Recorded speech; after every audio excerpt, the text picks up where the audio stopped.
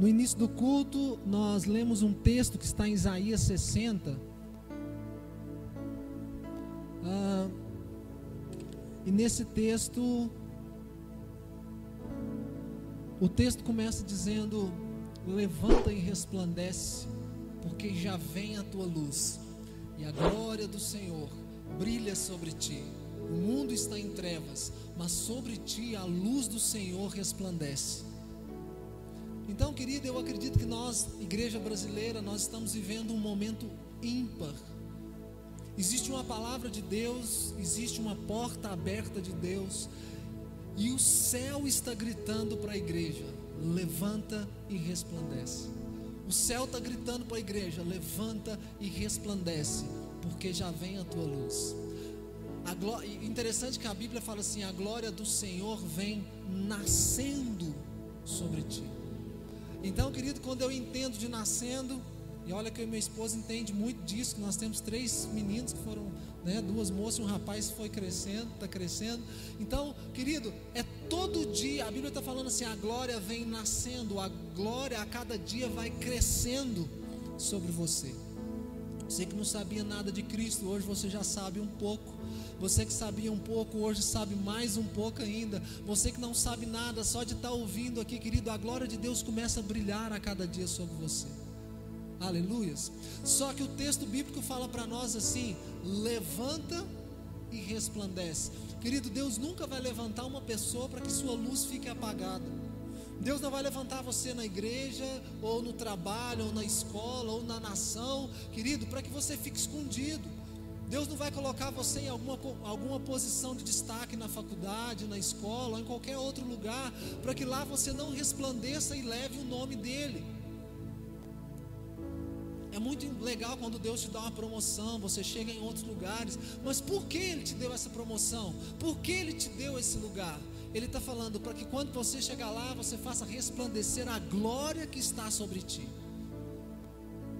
Não é só para você ganhar um recurso, não é só para você ter um nome ou ter sucesso, não. Deus te colocou naquele lugar dizendo para você: agora é a hora de você fazer brilhar a luz que está em você.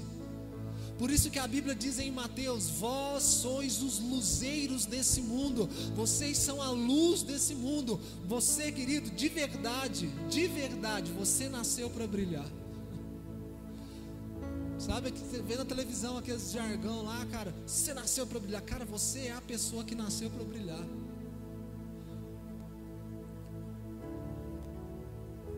Agora, querido, existe um grande problema. Uma vez eu escutei o Cimei dizer algo sobre a luz muito interessante.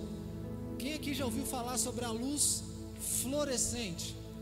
Ela pega a luz e reflete, não é isso, Cimei? Ela pega uma luz que não é dela e reflete. Não é esse tipo de luz que você tem que ser.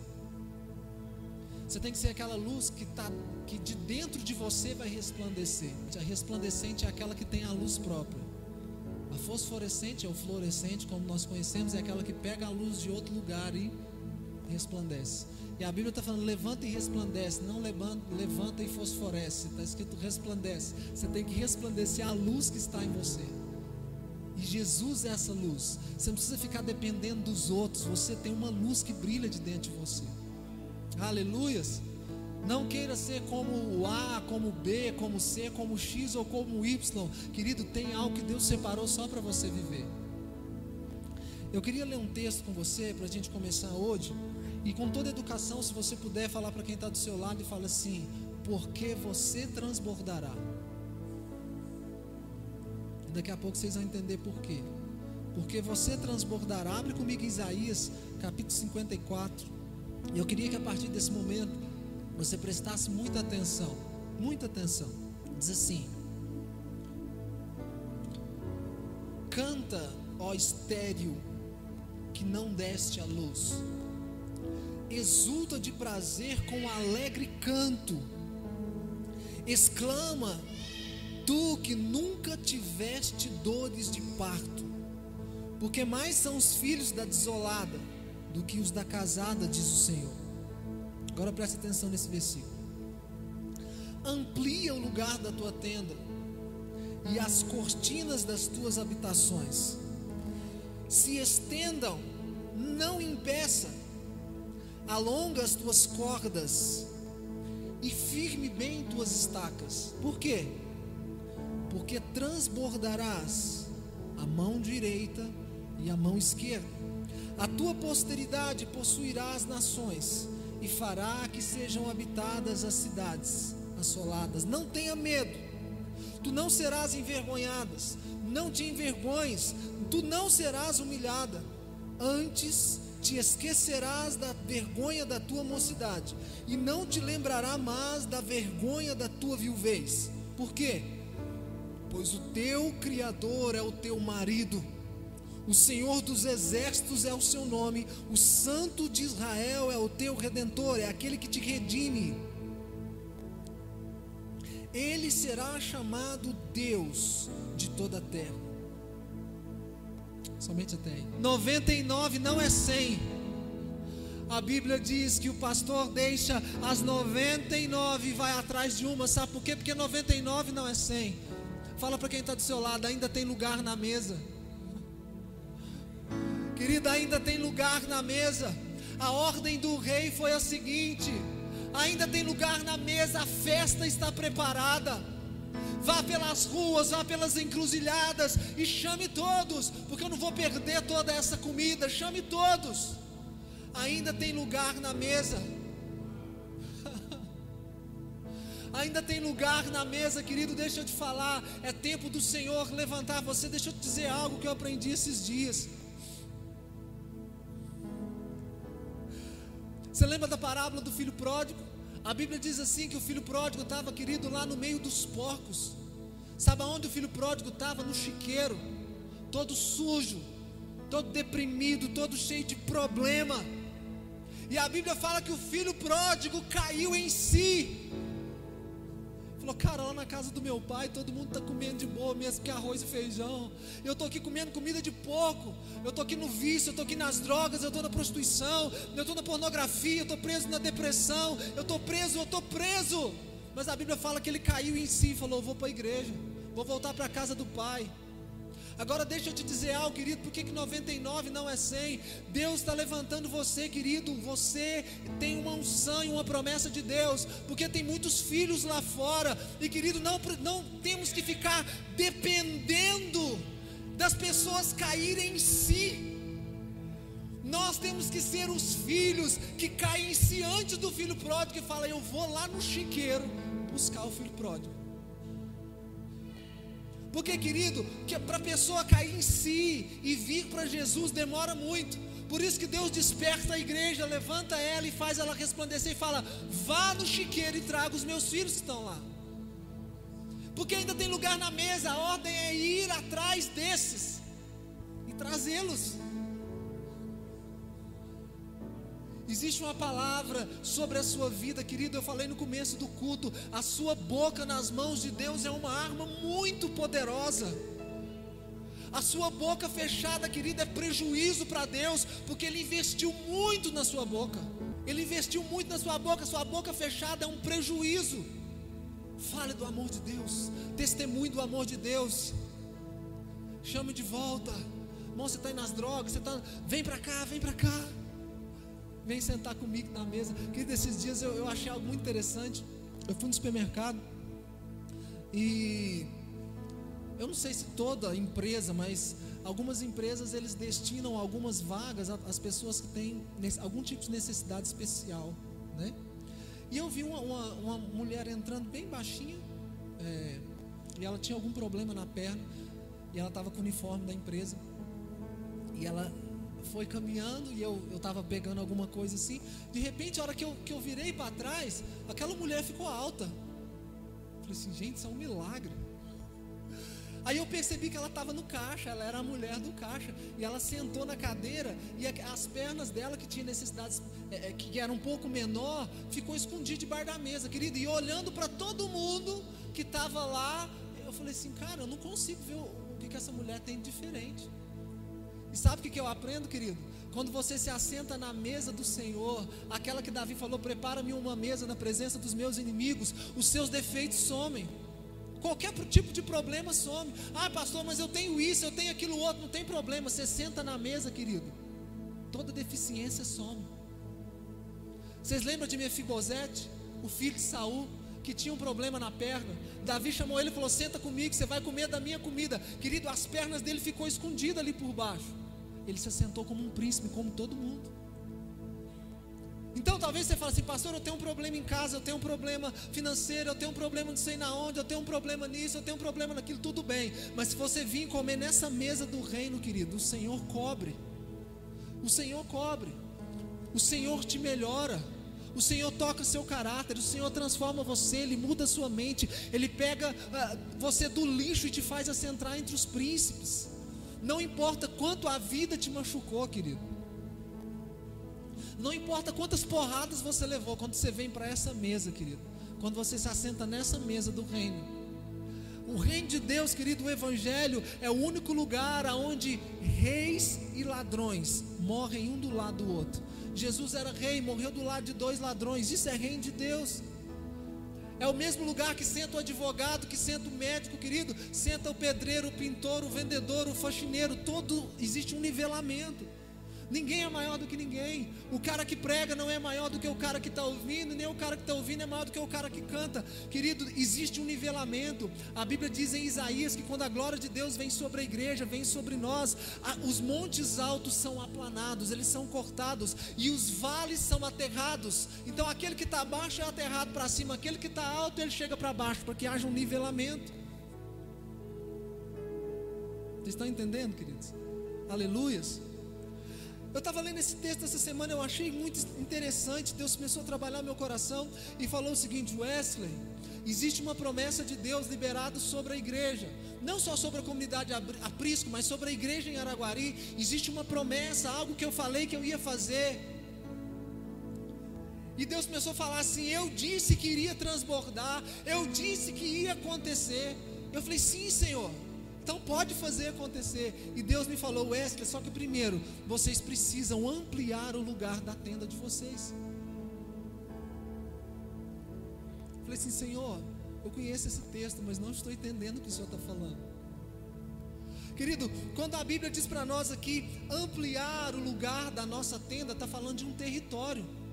Imagine, querido, sobre tenda mesmo, vou nem falar de casa. Você já deve ter visto um monte de tipo de tenda. Tente imaginar uma tenda assim, pequena, do tamanho que vem dessa caixa até essa caixa.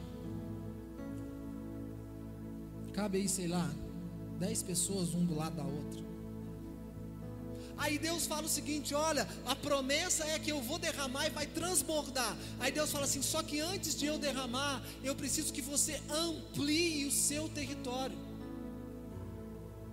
Eu preciso que você pegue essa tenda que cabe 10 pessoas e você aumente para caber 50, aumente para caber 100, aumente para caber 500, aumente para caber 1000. Existe promessa de todo mundo aqui, tem promessa de Deus, não tem? Seja da família, seja financeira, seja ministerial, todos nós temos uma promessa de Deus.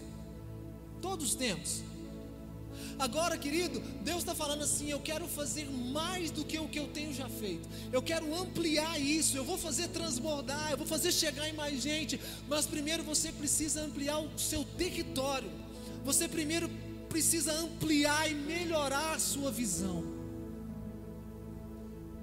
Tente imaginar se eu chegar para vocês aqui e falar assim: queridos, o governo destinou, tem aqui 40 pessoas, o governo destinou 40 vagas para concurso público, para ganhar 10 mil reais por mês, e essas vagas todas serão liberadas para a comunidade Aprisco. A prova vai ser em novembro. Todo mundo vai ter emprego pro resto da vida aí, ó, 10, tudo concursado. Meu irmão, o que você faria? Você se prepararia. Pelo menos é o que se espera. O que é isso, querido? Eu vou ampliar o meu território. Espera aí, a vaga é para quê? Tribunal de Justiça? Então eu tenho que estudar sobre as leis. Porque, querido, as vagas estão destinadas. Mas não é porque as vagas estão destinadas à igreja que todo mundo vai passar na prova. Sim ou não? A prova vai ser dada. Tem 40 vagas, ela tem que ser distribuída aqui dentro. Pode ter 100 pessoas, mas só 40 delas vão entrar. Então, querido, não estou falando que o reino de Deus é para 30, para 40, para 100. Eu quero que você entenda, tudo que Deus falou que ia fazer, querido, depende de primeiro um processo de treinamento, um processo de você ampliar e melhorar a sua visão a respeito daquilo que Deus te prometeu. Deus vira para você e fala assim: olha, eu vou enviar um varão para casar com você que está solteira, aleluia. Aí sabe o que a mulher faz? Descansa, não penteia mais o cabelo, não passa uma maquiagem, não coloca brinco, não faz nada. Fala: não, Deus já vai enviar o varão, a promessa já está sobre mim, ele vai ter que me amar como eu sou. Ou o contrário, Deus fala para o homem: cara, esse ano eu vou abençoar e vou enviar varão, o negócio vai dar certo, vocês vão correr pelas nações, o trem vai ser massa, cara. Aí sabe o que o cara faz? O cara não arruma um serviço, o cara não compra a casa, o cara não arruma o terreno, o cara não mobília, o cara não faz nada. Ele fala: Senhor, quando o Senhor enviar, eu estarei aqui. Você entendeu?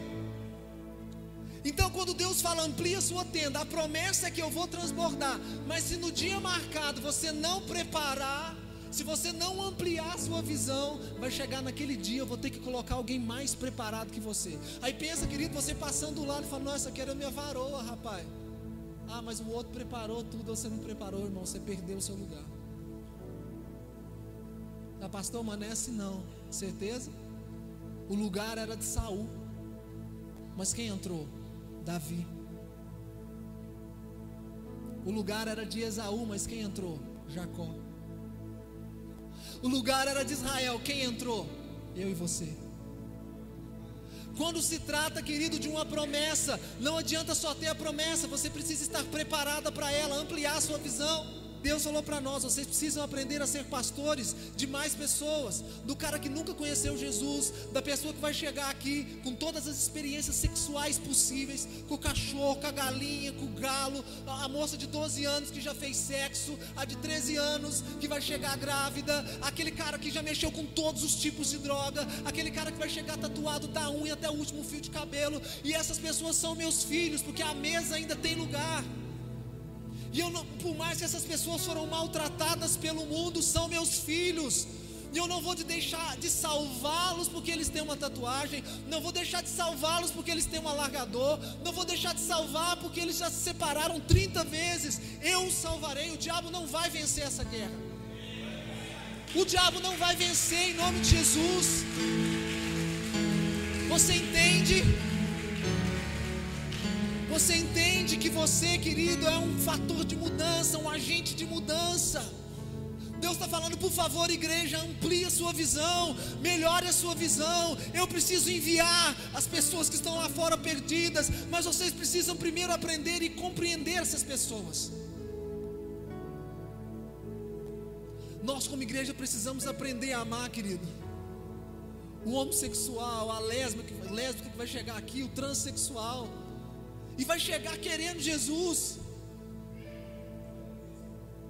que vai chegar, querido, talvez já fez até a cirurgia para trocar de sexo, vai chegar aqui todo diferente. Aí nós vamos fazer o quê? Amplie o lugar da tua tenda, amplie seu território, amplie a sua visão, amplie o seu amor.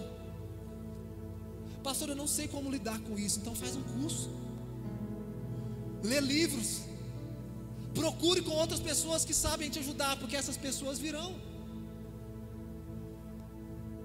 A ordem era essa: chame pelas encruzilhadas, chame todos, porque o evangelho não é para quem está limpinho, o evangelho é para quem está sujo.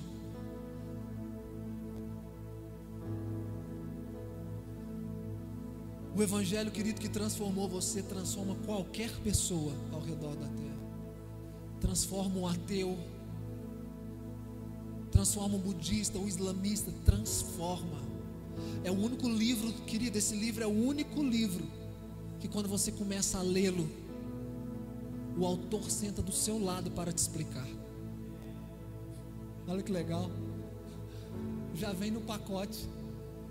Começou a ler, o autor senta do lado e fala: você quer que eu te explique como é que aconteceu isso aí? Wesley, igreja, amplie o lugar da tua tenda, amplie o território. Deixa eu te falar algo. Talvez você é um empresário, talvez Deus falou alguma coisa a respeito da promessa que Ele prometeu para você. Deus está dizendo assim: melhore a sua visão a respeito do assunto, amplie. E o mais interessante é que o próximo versículo fala assim: não tenha medo.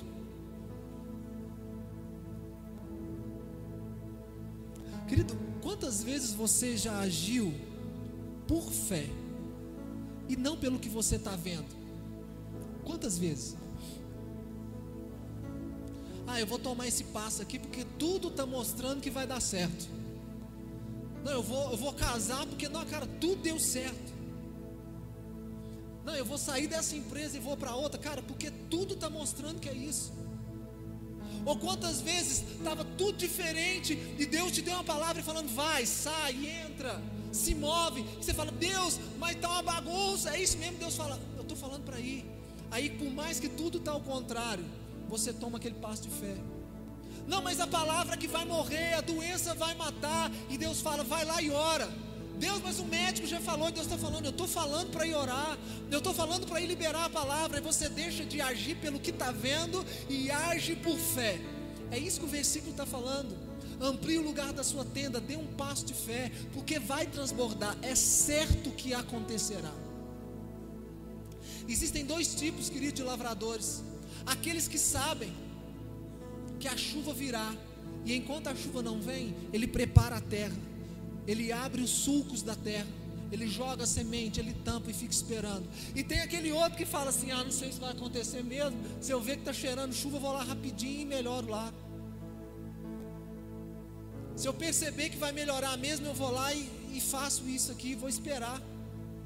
E tem aquele, querido, que é o sonhador, aquele que fala: Deus já me mostrou que vai chover, Deus já me falou que vai acontecer, então até que aconteça, eu vou me movendo por fé, eu vou me movendo por fé, vou me movendo por esperança, eu vou me movendo, e no dia que chover, querido, todas as minhas sementes já estarão no chão. Eu vou sentar e contemplar. Sabe, querido, muita gente talvez começou a viver muita coisa antes de você, porque você teve medo. Na hora que era para você estar colhendo, você estava tendo que semear. Aí você fala: isso aqui era para acontecer comigo, por que aconteceu com o meu vizinho? Porque o seu vizinho ficou lançando semente enquanto não estava chovendo. Aquele colega meu, tem 10 anos que eu estou namorando, ele começou a namorar no passado, já casou, está empregado, tem carro e casa, e está tudo dando certo. Eu estou 10 anos namorando, não aconteceu nada. Amplie o lugar da sua tenda, melhore o seu território. O texto continua dizendo: estenda as cortinas. Deus falou para Abraão que era para Abraão habitar em tendas. Está lá no livro de Gênesis. Abraão não fez casa, ele sempre habitou em tendas, andando pelo deserto. Ele andou pela terra prometida, sempre em tendas. Então aquele povo sempre montava as tendas e depois eles vinham e jogavam a lona por cima, o pano, as cortinas. Você pôde ver na Record há 2 anos atrás, o rei Davi, você viu como é que eram as tendas, eram muito bonitas por dentro, parecia uma casa, mas era tenda. Quando a Bíblia, querido, está falando de você estender as cortinas sobre a tenda que você armou, está falando de cobertura. Querido, como está a cobertura sobre a sua vida? Você entende isso? Muitos querem caminhar sem cobertura. O filho quer caminhar sem a cobertura do pai e da mãe, quer fazer as coisas sem o pai e a mãe liberar. Não, mãe, mas eu amo. Não, pai, mas eu quero. Vai igual Sansão e quebra o carão e fica sem o cabelão. Mas eu apaixonei, o pai está falando não vai, a mãe está falando não vai, não faz esse negócio, sabe, querido, e muitas pessoas até talvez amplia, tem uma visão muito legal, mas caminha sem cobertura. Quem quer ser o mentor? Quem é aquele que te envia? Uma vez uma pessoa na igreja, uns anos atrás, falou para mim assim: eu não sou de ninguém, ninguém manda em mim, eu sou só de Jesus. Falei: massa, cara. Então tudo que Deus fez desde a criação até aqui não valeu de nada.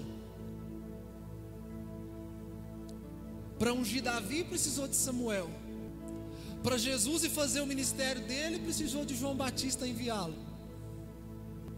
Cobertura. Eu sempre cito esse exemplo. Às vezes, querido, nós queremos entrar num determinado negócio, fazer alguma coisa, mas a gente não sabe nada a respeito daquilo. Mentores, pessoas que te dirão o caminho. Nós estamos vivendo, querido, dias onde, querido, deixa eu te falar, você talvez tenha o dom, você talvez tenha a habilidade, mas você precisa da palavra de envio. Você precisa, querido, que alguém comissione você. Você precisa que alguém libere uma palavra sobre a sua vida. Eu sou o bom pastor, diz o Senhor. Eu sou a porta das ovelhas, aquele que entra por mim entrará e sairá e achará pastagens. Mas tem o ladrão, o saltitante, que entra pela janela, que entra por outro lugar. Tem muita gente crescendo por aí, querido, que são oportunistas, pessoas que se tornaram coach, mas não tem nenhuma experiência de vida. Pegou 2, 3 livros, leu alguma coisa a respeito, viu 4, 5 palestras e está arrancando dinheiro de um monte de gente. E isso não transforma a vida das pessoas. Peraí, me conta, você está ensinando o quê? Me conta a sua experiência de vida. Quantas vezes você faliu? Eu falei 30 vezes e hoje eu sou empresário de sucesso. Então me ensina como que faz. Você precisa ter autoridade naquilo que você fala. Precisamos de autoridade naquilo que falamos. Queremos, querido, que transborde, mas não ampliamos o lugar da nossa tenda e não estendemos as cortinas. Querido, só quem saiu da depressão tem autoridade para ministrar sobre.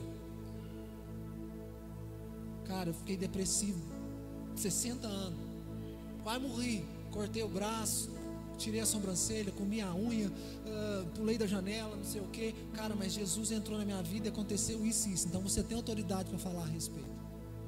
Do contrário, é só teoria e tese que não funciona.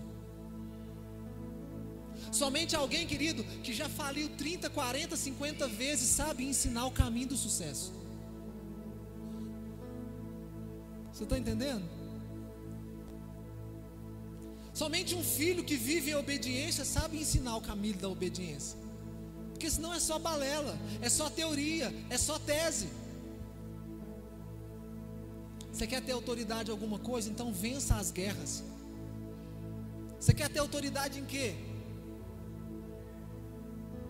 Você quer ter autoridade em quê? Vença as guerras.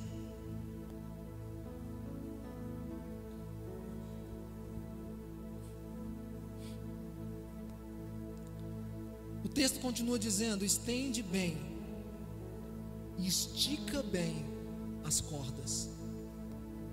Querido, as tendas se colocavam os paus lá, né? Colocava, vamos tentar montar, colocava o pau, depois daquele tanto de pau que eles colocavam, eles amarravam as cordas e esticavam e batia as estacas. Quem é que já foi no circo? Não, pelo amor de Deus, quem já foi no circo? Você já viu como é que é feito lá? Querido, se você encostar naquelas cordas assim, querido, elas nem se movem, de tão bem que estão esticadas. Porque se aquelas cordas estiverem bambas, aquilo ali vai, primeiro vento, alguma coisa nesse sentido, vai começar a dar problema. Por que aqui Deus está falando? Ele só fala que vai transbordar depois que você ampliar a sua tenda, depois que você jogar a lona por cima e depois que você esticar bem as cordas. Esticar bem as cordas, querido, fala de você ajustar, alinhar, arrumar o seu celeiro. Tudo que Deus vai fazer na sua vida, querido, deixa eu te falar, a Bíblia diz que Ele é fiel para cumprir. Você entende? Que Deus tem todo o poder para fazer tudo o que Ele disse que faria. A questão é que nós às vezes não estamos, querido, alinhados, ajustados e com os cintos apertados para tal. Cantamos no domingo: quero conhecer Jesus e ser achado nele. Mas na segunda-feira eu não tenho coragem de entrar para o meu quarto e cantar sozinho com a Bíblia. Eu quero conhecer Jesus. Eu não tenho às vezes coragem de gastar um tempo indo para uma escola, ficar 1 hora ou 2 escutando algo que eu não sei, dizendo: eu quero conhecer Jesus. Querido, sabe por quê, querido? Muitas igrejas comerciais estão espalhadas ao redor da nossa nação, igrejas que prometem milagres instantâneos, tipo Nissim Miojo. Porque quando, querido, a minha mente é condicionada só ao milagre, querido, eu tiro toda a minha responsabilidade, coloco toda a responsabilidade em Deus. Deus, só o Senhor pode fazer esse milagre. Querido, você não tem que depender de um lance de Deus, você tem que depender do seu trabalho e Deus contemplar e exaltar o seu trabalho. Vou explicar, porque senão fica parecendo que Deus não quer fazer milagre.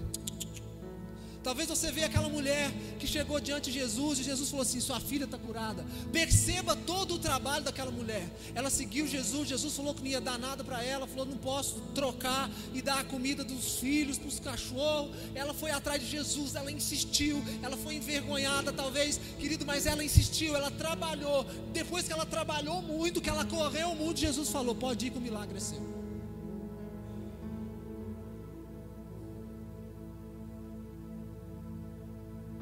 Deus falou para Abraão: tu serás pai de multidões. Ele ficou 25 anos trabalhando para isso. Querido, Eli liberou uma palavra sobre Ana, a mãe de Samuel: pode ir, o milagre é seu, vai acontecer, vai dar certo. Ela estava lá orando, falou: eu queria que nascesse um neném, eu queria esse milagre de Deus. Mas sabe onde ela estava? Estava no templo orando, ela estava no templo chorando, ela estava trabalhando em prol daquilo. E a hora que o profeta liberou a palavra e falou assim: ó, daqui 10 meses vai dar certo, você vai segurar a criança. Você sabe o que ela fez, querido? Ela não foi para casa lavar vasilha, ela não foi para casa, querido, limpar a casa, ela não foi para casa estender as roupas. A Bíblia fala que ela foi para casa e deitou-se com o seu marido. Trabalho. O milagre, querida, a palavra de milagre já está liberada. Porque transbordarás a mão direita e a mão esquerda. Mas primeiro amplia o lugar da tua tenda, arruma a sua cobertura, estica bem as cordas, ajuste-se, alinhe-se com aquilo que Deus tem para a sua vida. Alinha, ajusta, arruma o que tem que ser arrumado. Tem que pedir perdão para alguém, você pede. Tem que correr atrás de um curso, corre. Tem que ir para a escola, vai. Tem que voltar a orar, volte a orar. Tem que começar a ler a Bíblia, leia a Bíblia. Tem que ir para a escola, volte para a escola, não tem problema. Alinhe, ajuste, arrume, estique bem as cordas. Porque senão, na hora que eu falar que vai transbordar, querido, o primeiro vento que bater nessa tenda derruba você. As cordas precisam estar bem esticadas, tudo precisa estar bem alinhado, muito bem alinhado, muito bem alinhado. O que tem que ser colocado no lugar, querido, antes que Deus transborde, o que tem que ser colocado no lugar.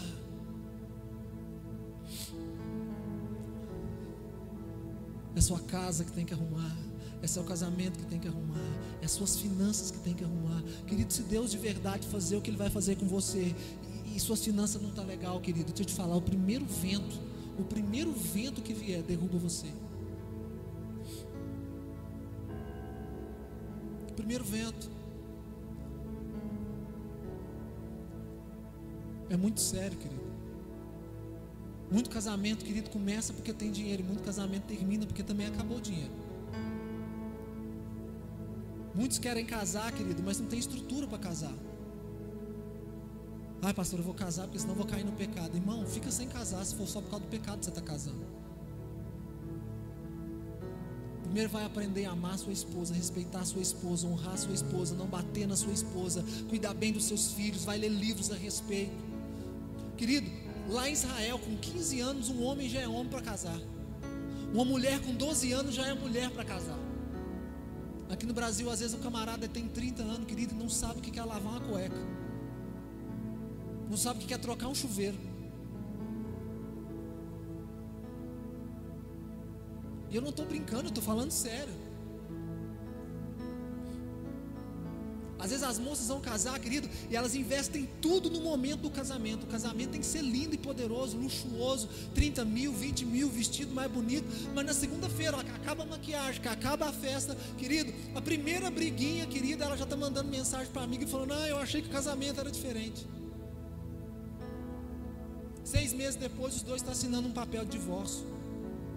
Aí aquele papo de eu te amo para sempre, acabou. O sempre durou 6 meses. Alinhe, ajuste, estique as cordas. Se é empresário ou quer ser um empresário, não está dando certo, estude a respeito. Deixa eu ver, deixa eu entrar no Senai, deixa eu entrar no SESI, deixa eu ler um livro a respeito. Cara, por que está dando errado? Deixa eu fazer contabilidade, deixa eu ver o que está dando errado. Querido, não fica só dependendo de Deus te transbordar. José, querido, eu já disse para vocês, José, a Bíblia fala assim, que ele teve um sonho, que o feixe dele se levantava no meio do feixe dos irmãos dele. Querido, o feixe levantado estava amarrado, fala de trabalho. Primeiro ele trabalhou, ele cortou, ceifou, amarrou e colocou do lado dos seus irmãos. Deus pegou o trabalho dele e exaltou no meio dos irmãos dele. Deus está falando: trabalhe, trabalhe, trabalhe, trabalhe. Em algum momento eu vou fazer seu feixe se levantar no meio dos seus irmãos. E não é para você ser maior do que os seus irmãos, é para você ajudar os seus irmãos. José, querido, ele era um cara fenomenal.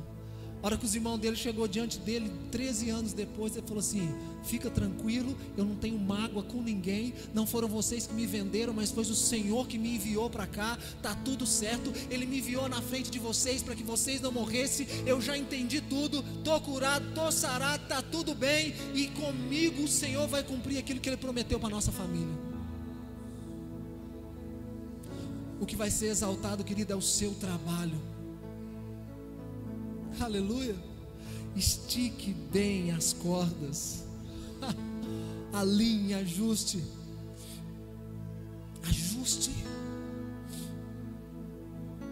Deixa eu te contar algo. As estacas de tendas, elas eram pontudas e tinham um tamanho considerável. A Bíblia fala que quando Deus deu para Moisés, escute isso, quando Deus deu para Moisés o desenho do tabernáculo, todo o tabernáculo, o muro ao redor do tabernáculo era feito de cortinas, com grandes toras de madeira. Eu não me recordo, eu acho que era 13, não me lembro bem se 11 ou 13. E haviam cordas que eram amarradas na ponta dessas colunas de madeira.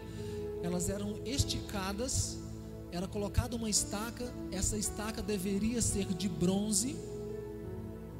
Na Bíblia, quando você lê de bronze, fala de sofrimento, tá bom? Se você ler Apocalipse, você vai ver que os pés de Jesus eram de bronze polido. Então aquelas estacas, preste atenção, elas estavam falando de Jesus.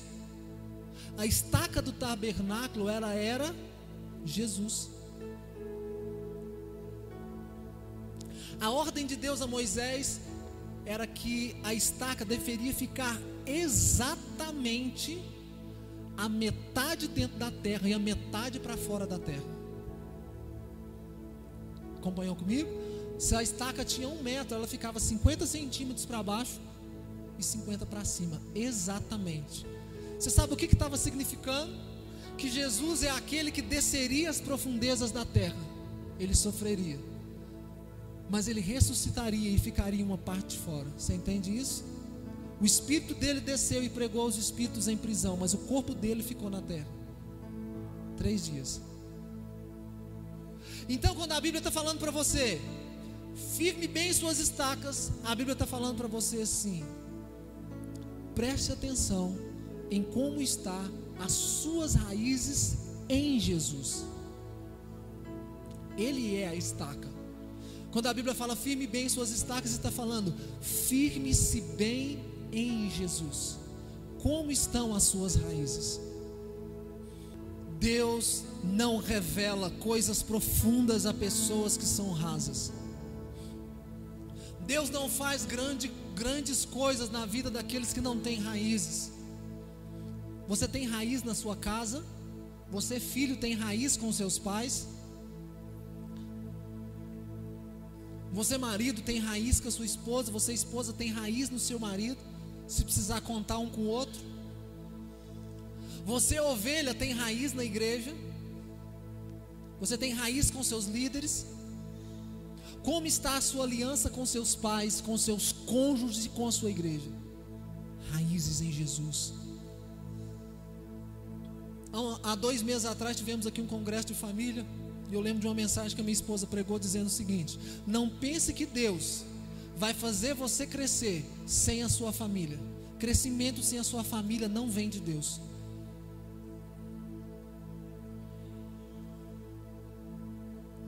Como estão as suas raízes? Como está seu tempo de oração, seu tempo de leitura da palavra, seu tempo com a sua família, o seu tempo em instrução na igreja? Como estão as suas raízes? Como estão as suas estacas? Um dia eu estava lendo a palavra do Senhor em Efésios capítulo 6, e a Bíblia fala para nós usarmos o cinto da verdade. Você sabe para que serve o cinto? Para segurar as calças. O Aurélio diz: o cinto serve para segurar as calças. Sabe o que isso fala, querido? A Bíblia fala que é o cinto da verdade. A palavra, querido, ela deve estar ajustada ao seu corpo. Eclesiastes diz: em todo tempo sejam alvas as vossas vestes. Tem muita gente com veste solta. Que isso, pastor? Tem muita gente que está na igreja, é noiva, é virgem. Você lembra que era 10 virgens? As 10 estavam vestidas, as 10 estavam com vestido. Por que só 5 entrou na festa e 5 não entrou? Porque na hora que o noivo veio, elas não estavam preparadas, não estavam acordadas. Querido, tenta imaginar aquele texto do livro de Marcos. Eu vou finalizando aqui. Aquele texto do livro de Marcos que a Bíblia fala, escute isso, que um jovem estava seguindo Jesus de longe quando Jesus estava sendo levado para morrer. Lembra desse texto? Ele estava envolvido em um lençol. A galera viu ele só num lençol, envolvido e correndo atrás de Jesus, e de repente alguém falou assim: não, o cara de lençol foi lá, querido, e puxou o lençol do cara, e o cara saiu correndo pelado. Tem muita gente, querido, que está perdendo a sua roupa por aí a hora que alguém puxa, porque está faltando o cinto. O cinto segura a sua roupa para que ninguém veja a sua vergonha.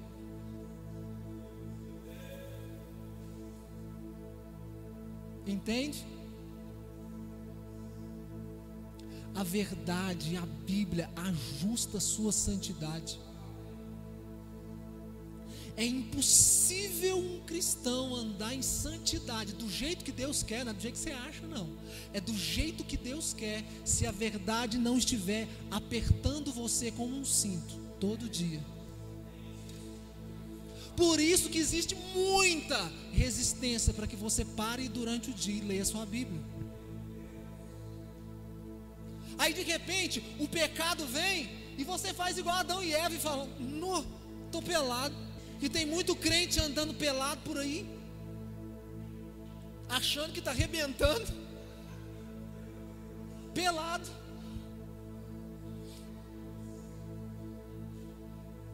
Use o cinto da verdade. Estica as cordas, estique e amarre. Fala: ninguém vai arrancar minha roupa, não. Ninguém me tira da igreja, não. Ninguém me tira das promessas, não. Ninguém tira do meu casamento, não. Ninguém me tira da casa dos meus pais, não. Nada me tira. Eu estou ajustado, eu estou ampliado a minha visão. Está tudo beleza, Deus. Se o Senhor quiser enviar hoje para a África, está tudo tranquilo. Porque, querido, deixa eu te falar o que impede hoje de Deus cumprir todas as promessas que Ele tem para a sua vida, a não ser talvez todo esse despreparo. Quem é o maior interessado de que tudo isso aconteça? Você ou Deus? É Deus. Mas, querido, Ele não pode fazer algumas coisas porque Ele está condicionado a algumas coisas na sua vida. Ajuste, alinhe, faça propósitos com Deus.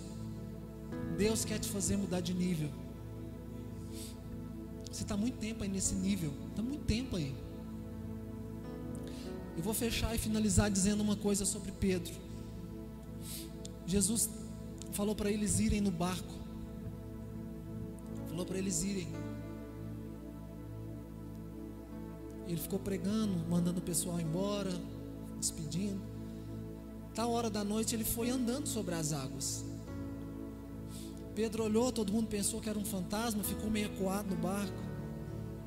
E Pedro falou assim: Senhor, se és tu mesmo, então manda que eu vá até você. O que Jesus falou? Só uma palavra: vem.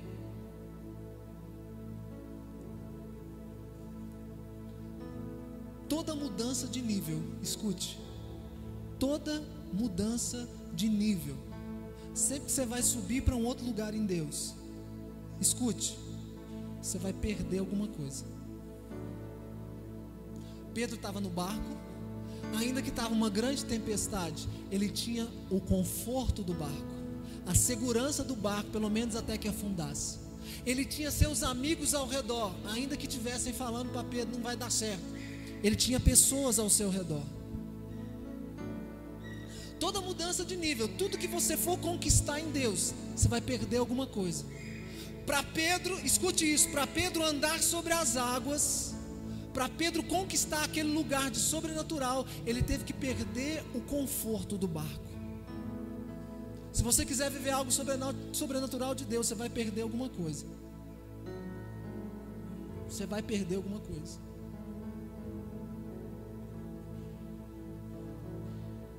Ai, pastor, eu quero muito casar. Irmão, vai dar tudo certo, Deus vai te abençoar. Mas você vai perder muitas coisas porque vai casar. Você vai ganhar um monte de coisas que não ganharia como solteiro, mas você vai perder um monte de coisa. Não fica pensando que você vai casar e vai ter a mesma vida de solteiro. Acabou. Agora é família, é filho, é trabalhar, é chegar na hora, é acordar na hora, é lavar louça, ajudar a limpar a casa, ajudar a cuidar de criança. Não dá mais para você fazer todas as atividades de solteiro. Você vai ter que perder um lugar para ganhar o outro. É sério. Querido, tudo muda. Tudo muda. Você perde uma coisa para ganhar outra. Quem aqui quer um carro? Não tem carro, não tem moto e quer? Quer? Aleluia. Não, pastor, tem só uma bicicleta, mas eu queria tanto uma moto, eu queria tanto um carro. Escute, a quem muito é dado, muito é cobrado. O cara está de bicicleta, feliz, fala: quero uma moto. Pode comprar, meu irmão. Mas você vai perder muita coisa. Ah, pastor, eu quero uma casa própria. Beleza. Deus te dará, eu tenho certeza que Ele vai fazer isso. Mas você vai perder também muita coisa. Sempre para conquistar algo, você tem que perder outra coisa. Estão comigo, entenderam? Para você mudar de nível, você vai perder alguma coisa. O nível de renúncia é alto. Vamos perder algumas coisas. Talvez noites de sono, noites que você vai ter que vir em treinamentos para aprender como fala, como prega, como aborda. Você vai perder alguma coisa.